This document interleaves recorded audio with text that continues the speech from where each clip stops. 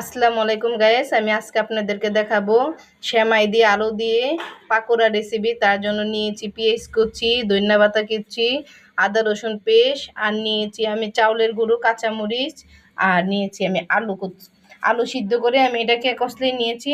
তার সাথে আমি দিয়ে দিব এখন পেঁয়াজ কুচি দিয়ে দিলাম। এক এক করে আমি পেঁয়াজ কুচি, ধনিয়া পাতা, কাঁচামরিচ সব দিয়ে দিলাম কাঁচামরিচ, ধনিয়া পাতা, যে চাইলের গুঁড়ি আর আদা রসুন সব দিয়ে আমি এটাকে ভালো করে মিক্স করে নিব। হাই গ্যাস, আমার এখন মিক্স করা হয়ে গেছে। এবার দিয়ে দিব আমি সেমাই। এই যে প্যাকেটের সেমাই, আমি এই যে এই সেমাইটা নিয়েছি, এইসব দিয়ে দিব আমি সেমাই। এখন সেমাইটাকে আমি ভালো করে এটার সাথে মিক্স করে নিব। মিক্স করতে আমার এটা দিয়ে দিব আমি একটা ডিম। এখন দিয়ে দিবেন একটা ডিম। ও বাবা, পানি বেরোলো। এবার আমি একটা ডিম দিয়েছি। পরিমাণ মতো লবণ দিয়ে দিব, পরিমাণ মতন লবণ। এবার ভালো করে মিক্স করে নিব।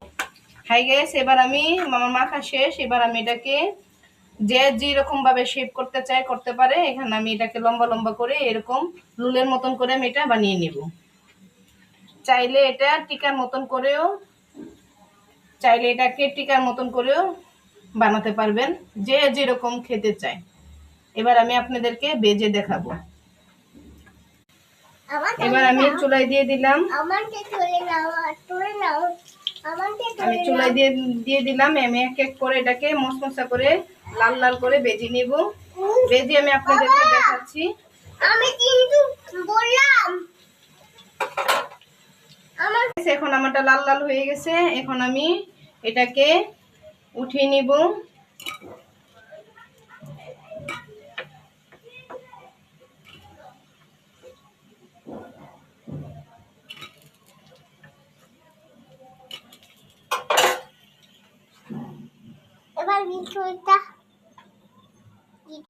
হাই গাইস, দেখলেন তো আমি ভেজেছি, কি মশমশা হয়েছে দেখেন।